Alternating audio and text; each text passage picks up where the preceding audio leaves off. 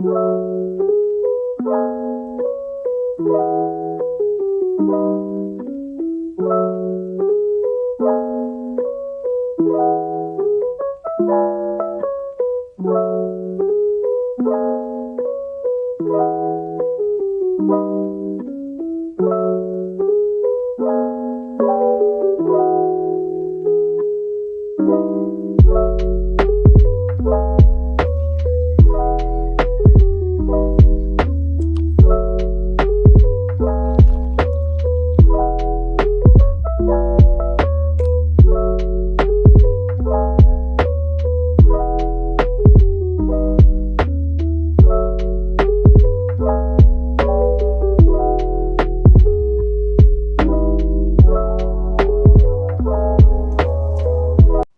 everyone, this is Jester King, your English sharing Bisaya, and welcome back to my YouTube channel.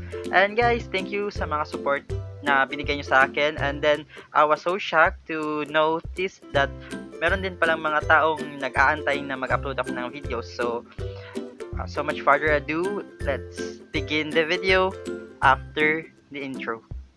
Closed doors, I'm a fool for your love.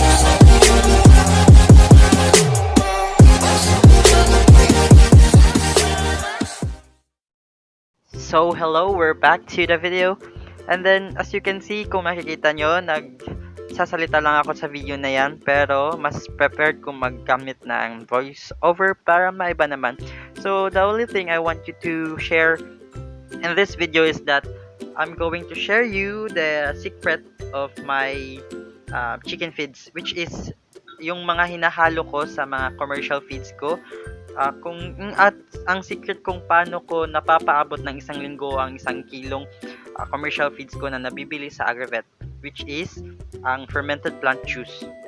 Okay, the only thing I do after I extracted the fermented plant juice is I gather all the leaves that pinag-extract ng mga plant juice, and then yun ang hinahalo ko sa chicken feeds or sa mga commercial feeds na nabili ko sa Agravet. Tas yun ang pinapakain ko. As I have observed sa mga nagdaang araw na yun ang ginagawa ko is malusog naman at malaki ang naiambag nito sa pagtubo o paglaki ng aking mga alagang manok. And then nagiging practical din ako kasi paunti-unti na lang yung mga binibili kong commercial feeds dahil nga dito sa ating organic feeds na hinahalo sa ating commercial feeds. So magiging semi-organic, semi-commercial feeds na lang siya. And then in this video, I'll show you how I made this, and I'll show you the materials or the ingredients on making this fermented plant juice that I mix to my commercial chicken feeds. Okay, I'll show you. Okay, at kung makikita nyo, ang unang ingredient or material natin is ang malunggay. Ang gagawin natin sa malunggay is hihimayin natin, tatanggalin natin yung matitigas na part or tatanggalin natin yung tangkay para naman pag tinuka ng manok is smooth na lang at mas madaling ma-digest. Bakit malunggay? Kasi ang malunggay is a leguminous plant which is high in nutrients. At alam naman natin na malunggay ay maraming nutrients na makukuha, at ito rin ay nagbibigay ng... Ang malunggay ay pwedeng maging source ng protein at fat at carbohydrates sa mga manok. Nagtataglay din ito ng antioxidant at antimicrobial properties na pwedeng panglaban natin sa mga sakit gaya ng E. coli. Ang malunggay ay merong malaking amount ng macronutrients na magnesium at potassium na pwedeng maging epektibong pang dietary supplement or nutritional requirements ng ating poultry livestock.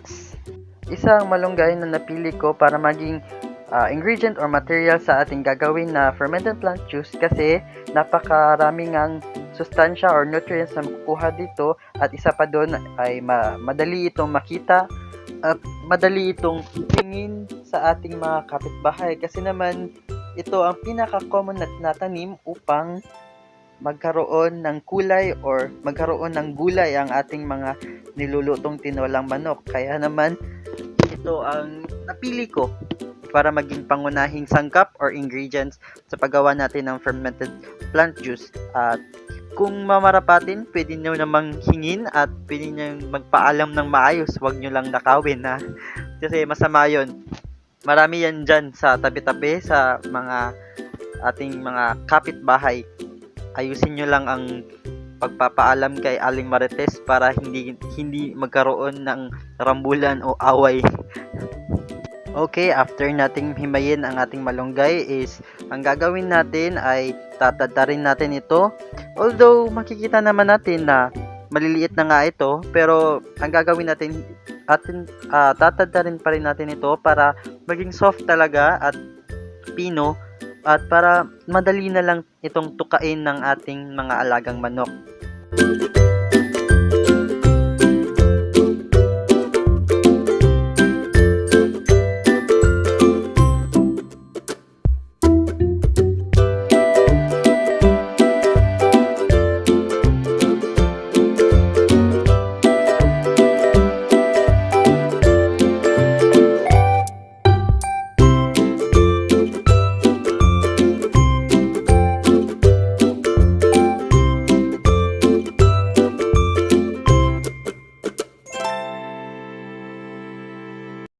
Okay, ang susunod naman nating sangkap or ingredient sa paggawa ng ating fermented plant juice na pwede nating ipatuka sa ating mga manok ay ang kangkong.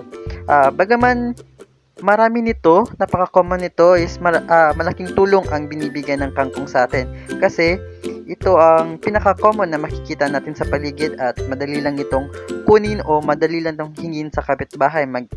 Siguraduhin lang na maayos ang paghingi nyo kay Aling Marites nang hindi kayo makatikim ng matinding sermon galing kay Aling Marites. At isa sa napili kong ingredients ang kangkong kasi ang kangkong ay puno ng minerals at vitamins gaya ng vitamin A at vitamin C. Meron din itong tinataglay na iron, magnesium at calcium. At ayon sa pagsusuri o pag-aaral ng mga eksperto, nagtataglay din ito ng antioxidant at pwede din itong dietary fibers. Meron din itong beta-carotene at natural antioxidant, protein, carbohydrate. At ayon sa pag-aaral, napatunayan na ang kangkong ay nagbibigay ng immunity boost at pinapadali na nito ang pagtubo ng ating mga alagang manok sa madaling panahon. Tataglay din ng malaking percentage ng electrolytes ang ating kangkong. At pagkatapos natin gayakin ng ating mga ingredients ay pwede na nating haluin. Ang una natin gagawin is paghaluin natin ang mga ginayak na mga dahon o mga ingredients na kangkong at ang malunggay.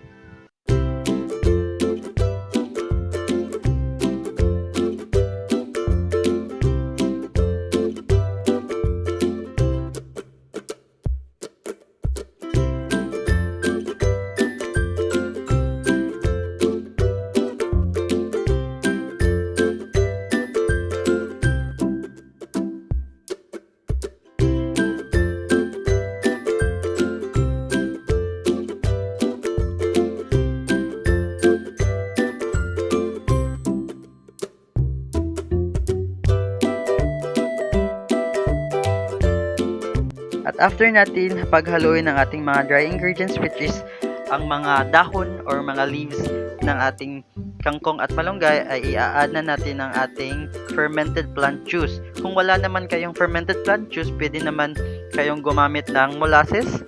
Kagaya lang din ng process sa paggawa ng fermented plant juice.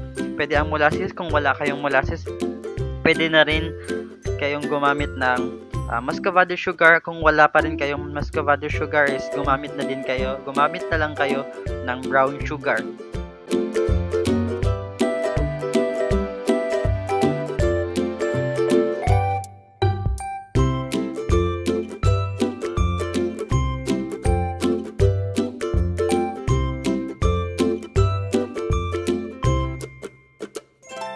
Take note, ang process na paggawa natin ng patuka or organic na patuka ng ating mga manok is hindi critical ng paggawa natin ng ating sinabing fermented plant juice. Pwede nating tansyahin ang mga ingredients gaya na lang ng ginawa ko.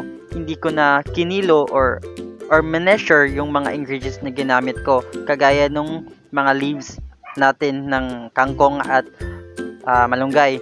At dito naman sa paggamit natin ng fermented plant juice or paggamit natin ng mga molasses, muscovado sugar or brown sugar is pwede nating tansyahin, basta lang is mabasa o ma-moisturize yung ating mga ginayak na mga leaves para sa pagdating ng fermentation is magkaroon din siya ng moisture. Ang nasabing fermented plant juice or organic na patuka natin sa ating mga manok ay pwede niyong i-ferment ng kagaya ng fermented plant juice nga 7 days. Pero pwede niyo namang ferment lang ng 2 to 3 days. Pwede na siyang gamitin pang tuka. Tapos ang expiration date nito ay umaabot siya ng hanggang 1 buwan. Pwede pa siyang ipatuka sa mga manok natin, hindi pa yan na-spoil. Make sure na lang natin na sealed yung ginamit nating container. Pagkatapos, ang process ko ng mix is ginagawa kong 1:1.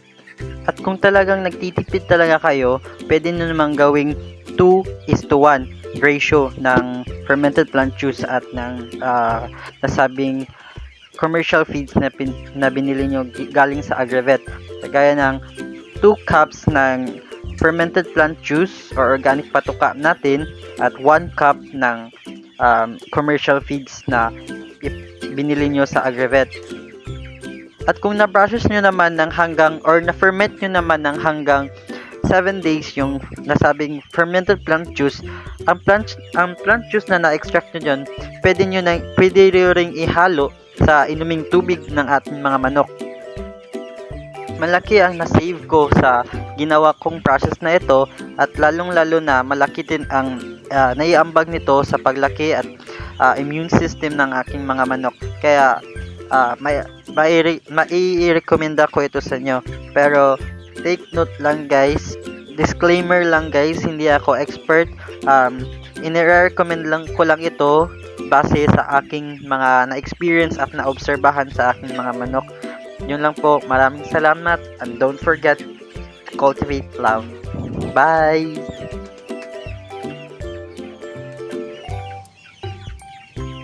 Huwag nyo rin palang kalimutang mag-subscribe. Click the notification bell para lagi kayong updated sa aking mga YouTube videos. And thank you sa lahat ng mga sumusuporta sa akin.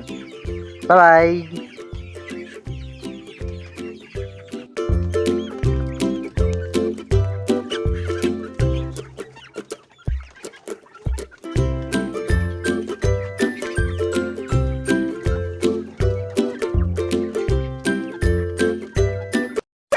Peace!